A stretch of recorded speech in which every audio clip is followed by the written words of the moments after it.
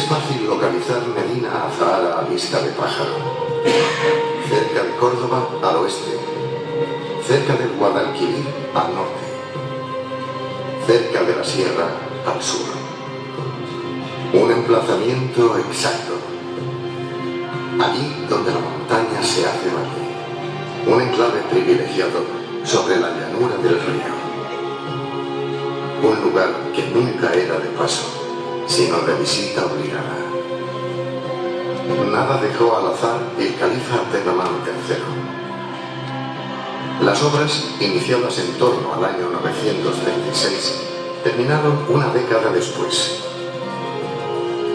Demasiado opulenta, en opinión de algunos, demasiado codiciable en la imaginación de muchos, la ciudad apenas sobrevivió 80 años. Construida sobre diversas terrazas, la parte más alta de Medina Azahara quedó reservada para el alcázar.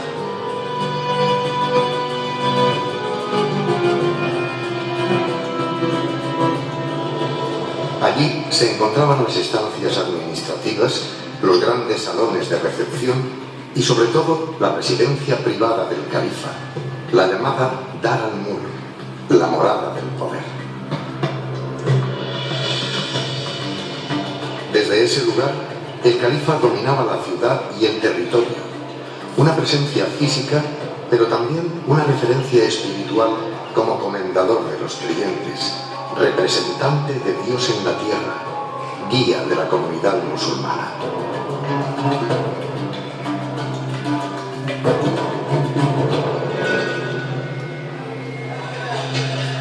La mezquita principal, o aljama de Medina Azahara, se encontraba en el otro extremo del alcázar.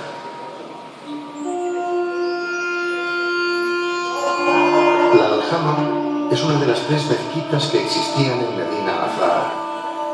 Su construcción es similar a la mezquita de Córdoba, con un gran alminar desde el cual el almuédano llamaba a la oración a los creyentes. En una ciudad llena de burócratas y servidores, a la mezquita acudían las gentes para realizar las 5 oraciones rituales que marca el dogma musulmán. Su imponente presencia recordaba siempre el liderazgo religioso del califa. Pero también era lugar de reunión de ulemas y alfaquíes, sabios y juristas que conocían las disciplinas religiosas y el derecho musulmán y que emprendían largos viajes a Oriente para aprender allí de los grandes maestros que conocían la tradición islámica.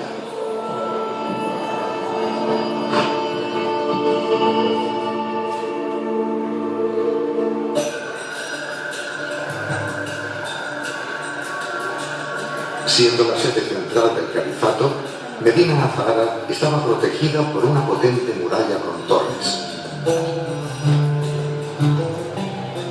En ella se abrían al menos 4 puertas en las que desembocaban los caminos que venían desde Córdoba.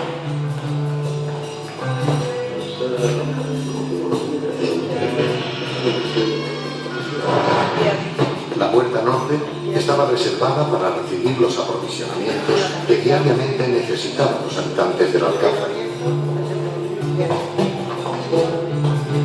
Una vez franqueado el paso, porteadores y visitantes entraban en la zona de servicio del alcázar. Con algunas partes cubiertas y pasajes iluminados artificialmente, una rampa servía para comunicar entre sí las 2 terrazas superiores de la ciudad. Por allí pululaban militares y sirvientes que se dirigían a las distintas estancias dentro del palacio.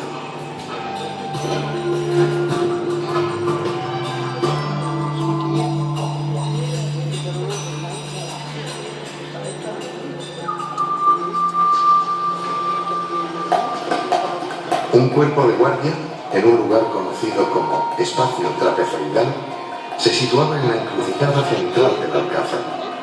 Allí se reunían y descansaban los soldados antes de ser enviados a sus destinos en diferentes puntos de la ciudad.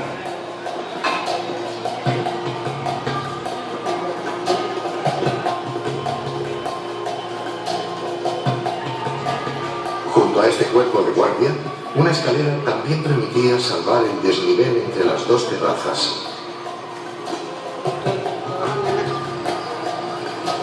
Por ella se accedía a dos grandes edificios de planta cuadrangular, abiertos a amplios patios.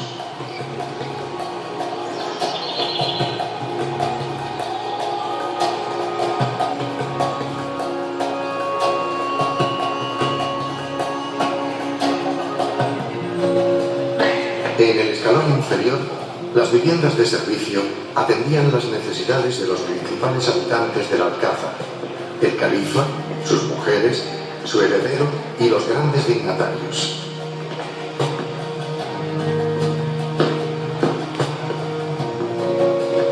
Aquí llegaban órdenes para que los sirvientes llevaran alimentos o bebidas a un lado o a otro, ya que en estos almacenes y despensas se centralizaba buena parte de la intendencia del Alcázar. Su gran horno, aún no imperfectamente visible, preparaba las comidas que después llegaban a las mesas de los grandes personajes.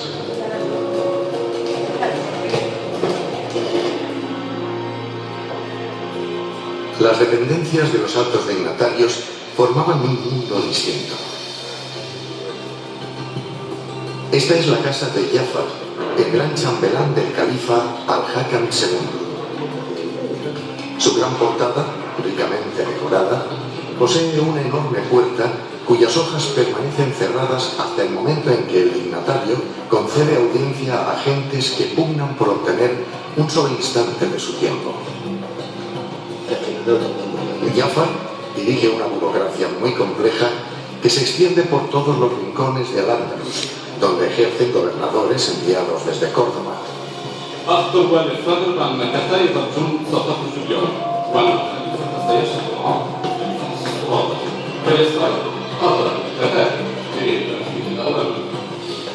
Las salas donde Jafar concede sus audiencias y despacha sus asuntos están claramente separadas de su propia residencia.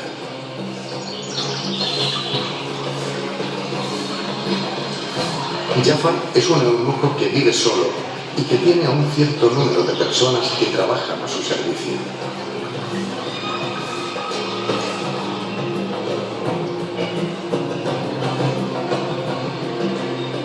Estas gentes se mueven por distintas habitaciones que se abren a pequeños patios en los que predomina un pavimento de mármol violáceo muy extendido por otras zonas del Alcázar.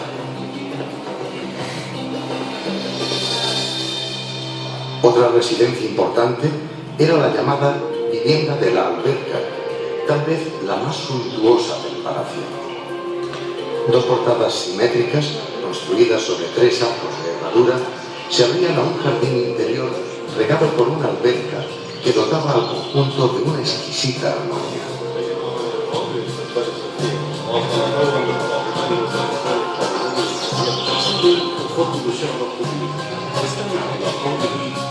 عرف الخيار وراح غير معرج صف الخليل يشوفه النظر الشديد فصل الضمير على وقوف مذنب وعلى مسير في جوانب المسلم عرف الخيار وراح غير معرج صف الخليل يشوفه النظر الشديد فصل الضمير على وقوف مذنب وعلى مسير في جوانب المسلم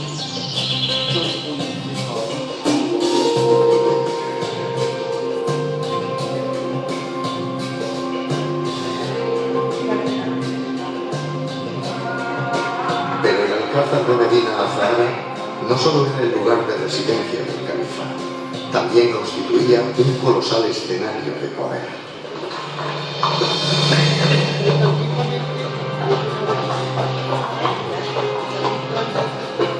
Así lo subrayaba la gran entrada situada al oriente de la ciudad. Este pórtico se abría a una explanada donde se celebraban las paradas y los grandes alardes que precedían al envío de las expediciones militares y que eran inspeccionados por el califa en persona.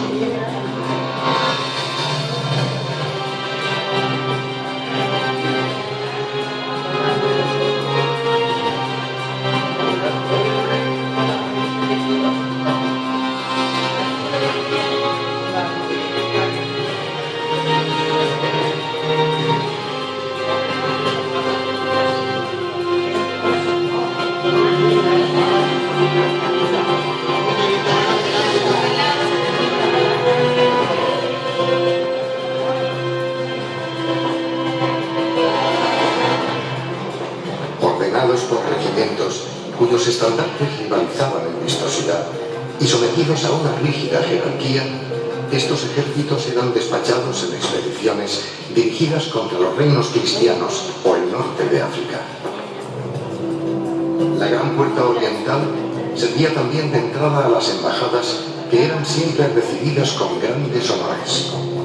A Medina Azahara acudían con gran frecuencia emisarios llegados desde los reinos cristianos, o desde el norte de África, o desde el Imperio Bizantino o el Imperio Germánico. Todo un ceremonial se disponía entonces para mostrar al embajador el aparato del poder califal.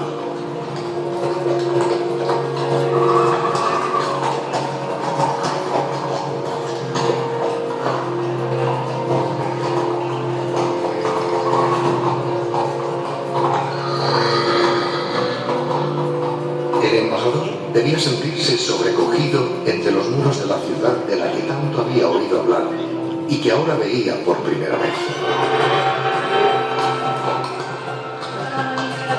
Rodeado por extraños que hablaban una lengua árabe que no entendía y para la que necesitaba de traductores que por lo general eran clérigos, llegaba por fin a un gran patio al que se abría uno de los principales edificios de la terraza alta, un lugar solemne donde se reunían los principales cargos de la administración califal. Tras haberles cabalgado, el embajador era recibido con grandes muestras de hospitalidad.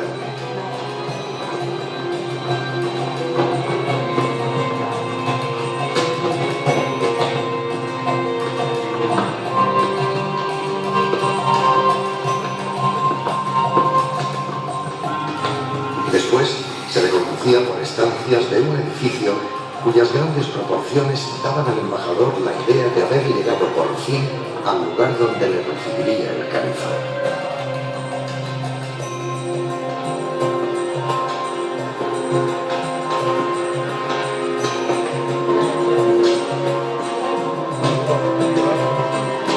Sin embargo, no era así. El estricto ceremonial imponía al embajador una larga espera, hasta que por fin llegaba la orden de dirigirse al lugar donde se encontraba el califa.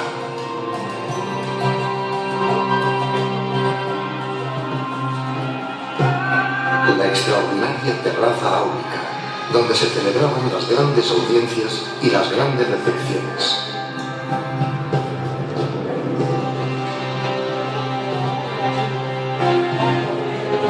El lugar central de Medina Azahara, en el que se encontraba un amplísimo jardín regado por las aguas de 4 albercas que rodeaban un suntuoso pabellón.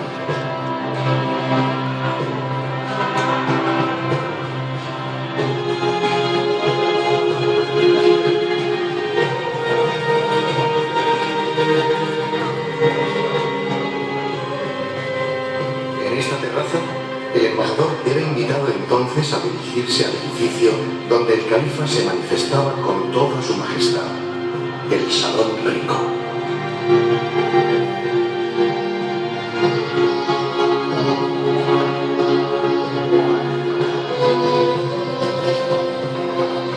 Nada de cuanto hubiera visto hasta entonces el embajador podía compararse a la visión que ahora se abría ante sus ojos. Solo entonces, después de un largo y fatigoso viaje, de haber obtenido permiso para dirigirse a Medina Azahara, de haber entrado en la ciudad palatina sintiéndose confundido y admirado, solo entonces, entre columnas y capiteles exquisitamente labrados, entre arcos que alternaban rojo y blanco, entre decoraciones vegetales, todas aparentemente iguales, todas diferentes, solo entonces el embajador se encontraba finalmente cara a cara con el señor de aquel lugar, con el personaje cuyo nombre proclamaban almohédanos desde cientos de alminares, con el califa Omeya de Al-Ándalus.